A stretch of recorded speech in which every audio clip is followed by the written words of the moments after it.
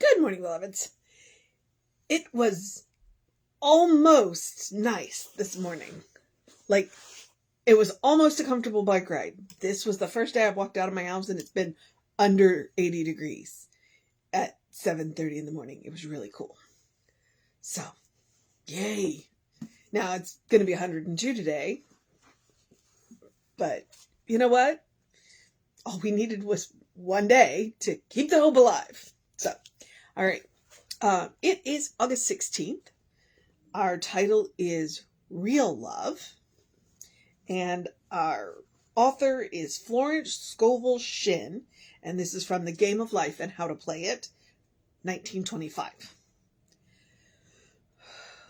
Real love is selfless and free from fear. It pours itself out upon the object of its affection without demanding any return. Its joy is in the joy of giving. Love is God in manifestation and the strongest magnetic force in the world. Pure, unselfish love draws to itself its own. It does not need to seek or demand. Scarcely anyone has the faintest conception of real love. People are selfish, tyrannical, or fearful in their affections, thereby losing the thing they love. Jealousy is the worst enemy of love. For the imagination runs riot, seeing the loved one attracted to another, and invariably those fears objectify if they are not neutralized. Ooh, she didn't pull any punches, does she? She does not pull any punches.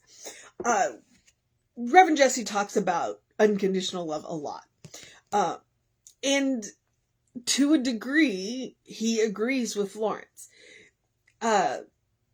Humans are not capable of unconditional love. We can get really, really close, but all love is conditioned. It's conditional. It's conditional. You love your family because they're your family. You love your friends because you do things together. You love you love your pets because they're your pets. And that's one of the reasons why I can take exception to the Western idea of love. I can get really weird about that. Because in the Eastern, they have this idea of love. They call it loving kindness. And it's much closer to unconditional love than our idea, simply because it makes a difference between object and subject. When in what we could, because we love everything. We love people, but we also love things. And we don't distinguish between the two. And usually what we love is what we love about the object of our love is what it does for us. That's why she's talking about it being selfish. It's love can be incredibly selfish. Whereas the concept of loving kindness is subjective, where it takes into account the thoughts and feelings of the subject of your love. They are not an object. It is not all about you. And so it was a very important distinction that I learned when I took Buddhism, the Buddhism class. And I went, you know what? One of the things that I think that we could do better when we teach people how to be in relationship is exactly that. Teach them the difference between subjective and objective love. Because, like I said, objective love is all about what the object of your love does for you versus subjective love, which takes into account the thoughts and feelings of both beings in the relationship. I absolutely love my cats, but I have to do what's best for them. And last July, I had to make that decision with my 17-year-old Maine Coon, because he was miserable. He was just, the health conditions had gotten to the point that his quality of life was no longer there. And that's where loving kindness is, because having him around was wonderful for me, but him being around was no longer wonderful for him. Therefore, so, and that's what loving kindness does. We would also call loving kindness tough love here, because it does the things that, it's when parents and children come to a crossroads and parents have to make decisions that are best for their child. Yeah, that's what I'm talking about. So, but the amazing thing is when we come back to the conversation of love, she said, love is God in manifestation. Okay. Because love is the greatest power in the entire world. The only one who is capable of unconditional love is God, because there's nothing outside of God.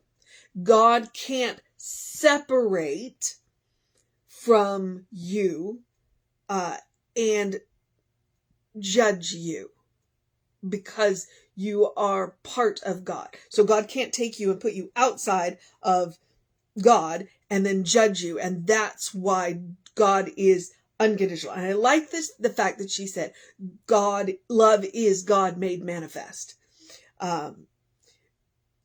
Because, and that's where you can go back and look up the Greek love, because Greeks went, you know what, there's a whole bunch of different kinds of love, and gave you a bunch of definitions. So you have familial love, and you have romantic love, and you have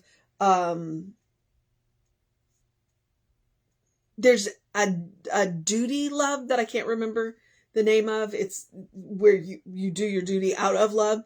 But there's agape. And that's that's unconditional love. That is divine love. That is God love,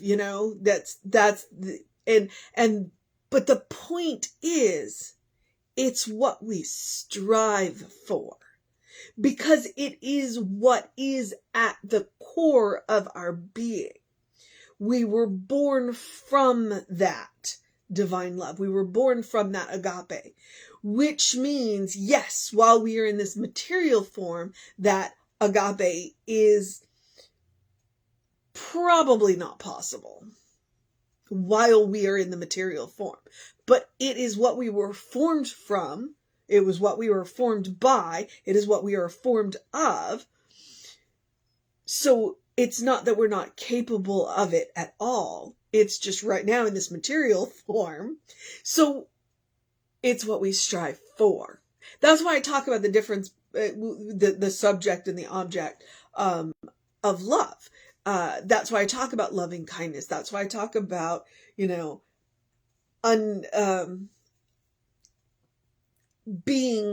taking into account the thoughts and feelings of the subject of your love. That's why I make a difference, because the object of your love doesn't have thoughts and feelings. It's all about what it does, that the object of your love does for you.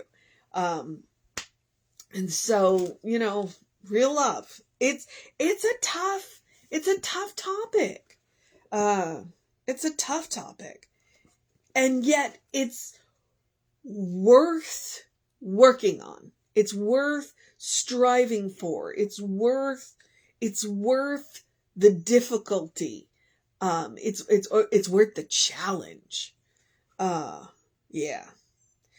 And selfless and free from fear.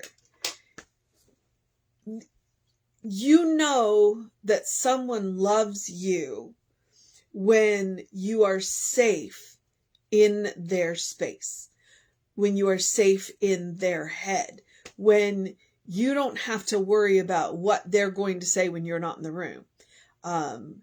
When you walk into their presence, you don't have to put up any guards. You don't have to watch you don't have to watch what you say, obviously you want to be respectful, but you know what I mean? That's when you know that that's as close as you can get to agape. That's as close as you can get to divine love. And I hope that everyone who ever sees this has that in their life. And dogs are a great way to get close. Dogs, yes, dogs are still conditional because they love you because you feed them.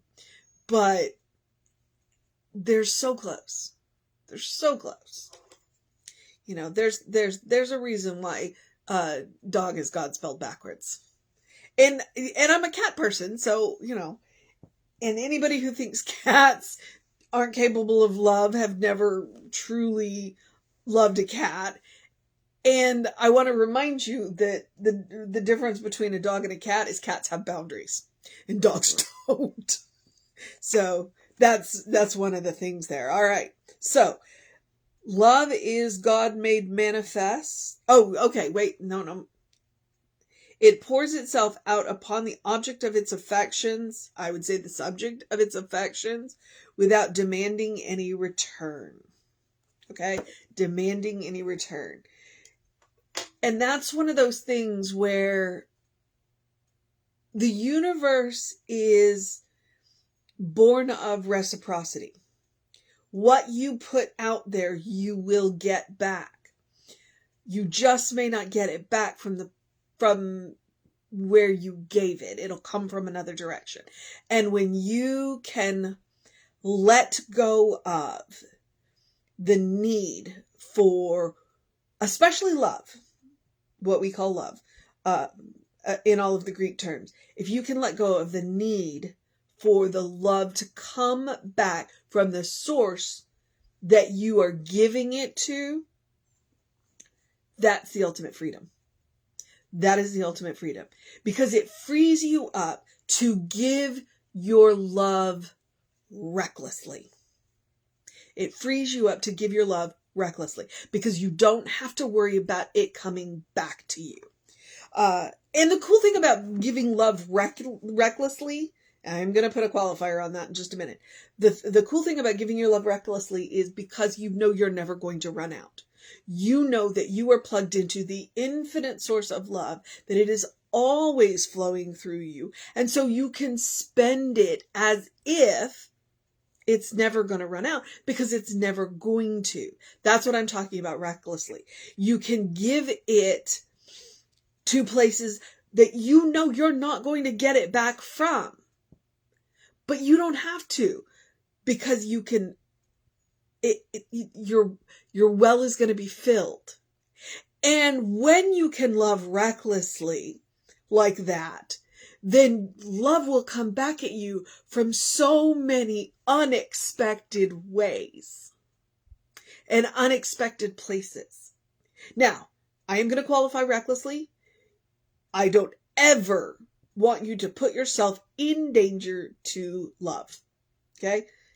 When I say love recklessly, I say what I mean is spend with abandon. Spend love with abandon.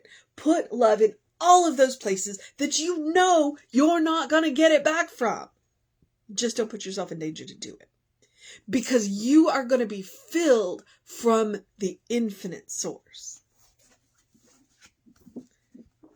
That's what we're talking about. That's what we're talking about, real love. Know that you can spend it recklessly because you're never going to run out. Ever. Because you are plugged into the infinite source of it. So, it pours itself out upon the subject of its affection without demanding any return. Its joy is in the joy of giving.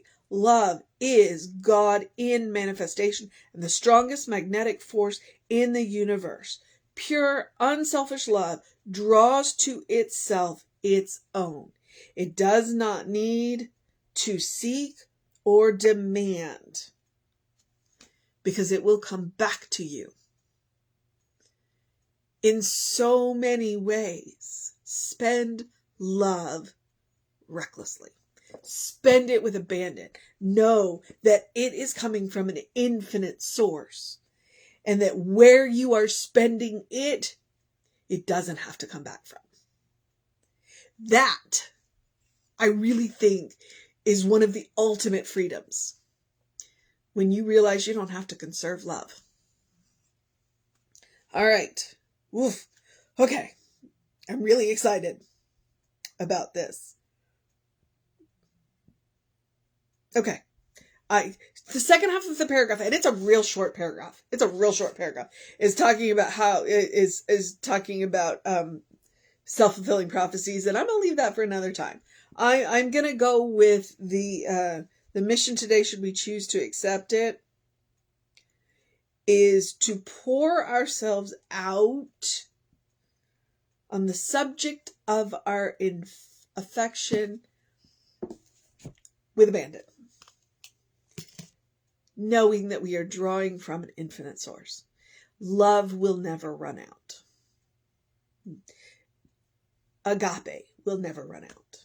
All of the other conditional loves can change. All of them can. But we are going to plug into and draw from agape, and we are going to spend that agape recklessly. If we want to make a world that works for everybody, we want to strive for agape all the time. All the time. Even when we fall short. We will only be in this material form for a short period of time. The truth. So always reach for the agape. Always reach for the agape. No matter what kind of love you are working with, reach for the agape and spend it recklessly. Because it will always come back to you. Just not necessarily from the place that you're spending it. And that, like I said, that's true freedom. That is true freedom. To know that. To know that. So, all right. Love is one of those topics that it gets really confusing really fast. But you just got to go back to the agape every time. And recognize that you are drawing from an infinite source. And then all of the questions don't matter as much. Don't matter as much. Okay. All right. That's the mission today. To spend it recklessly. And read Florence Scovel Shinn. She's an amazing teacher. The Game of Life and How It's Played is a short book. We've done book studies on it. Reverend Arthur did a book study on it that was phenomenal a few years ago. Probably need to talk him into doing that again. But I commend that book to you and her to you if you've not read her. And agape. That's why I say, beloveds. That's why I call you beloveds. That's why I say good morning, beloveds. I'm going to spend that love recklessly. All right. So I'm going to jump into the do something loving for yourself, do something kind for yourself, do something compassionate for yourself. We've spent all of this time talking about love. Well, the most loving kind, that's what we're talking about. Practicing love on yourself. Now see, that's one place that you can spend it recklessly and you're going to get return on it. When you spend love on yourself, you're always going to get a return. You're always going to get a return. So practice the love, the kindness, the compassion on yourself. And it's, as I say, as simple as taking a deep breath before you speak. You will speak to yourself more than you will speak to anybody else. Make sure that you're doing it lovingly, kindly, and compassionately. But it looks like taking a walk, taking a nap, taking a break, saying no to something that is just really draining to you, saying yes to something that pushes you a little out of your comfort zone. It is, I say it every day because it is about creating the habit. It takes about 21 days to create a habit. So anytime you are practicing, especially since what we're talking about is practicing agape, divine love, why not practice that every day? And you get to decide what that looks like. You really do get to decide what that looks like. But it means that when you give the love out, you don't expect anything in return. You will be surprised almost every time. But, all right. Okay. it also, so love, kindness, and compassion, practice on yourself. You are your own best test subject. You deserve your own love, kindness, and compassion. That's the other reason why I say it every day. I also want to remind you when I say eat dessert first, because your life is a special occasion, treat it as such. Don't save the good stuff. Burn the nice candles, write the good notebooks, wear the fancy clothes and the nice clothes and the comfortable clothes. Wear the comfortable shoes. Yeah. And we talk about how God is love. I want to remind you that God is also joy. No matter what is going on in the world, no matter what is going on in your life, you deserve joy. So please make room for it. Please make room for it. Again, if we're talking about this divine source of joy, then we are talking about the divine source of love as well, or an infinite source of love as well. Okay, so I am reading out of a book called Courage, Conviction, and Consciousness, but the author today is Florence Scovel Shinn, and it is from her book, which is The Game of Life and How to Play It. So, to answer your question, where was I? Oh yeah, love, kindness, and compassion. Practice on yourself. Wear the, do the good stuff. I just let myself get confused, and I got a busy day. Oh, I got a busy day. I gotta go. Okay. Let me remind you that we are Creative Life Spiritual Center, Creative Life Spark. I'm the running Rev Ryan on the social medias that I am on. Please feel free to check into that. If you want to know what's going on with the center, please email info@creativelife.org. That'll get you on the constant contact. All right. Oh, yeah. It's Wellness Wednesday. I gotta go. So I'm going to encourage you to have a great day, a wondrous day, a fantastic day, a magical day, an enchanted day, a wonder-filled day, an amazing day, an awesome day, a loving day, an agape day, a unconditional day, a consciousness day, a consistent day, a real love day, a subjective day, a good day. And if that's too much pressure, simply have a day. You are enough just as you are. You're a beloved child of God. You are a divine spark, a brilliant light. You are spirit in motion, God in action.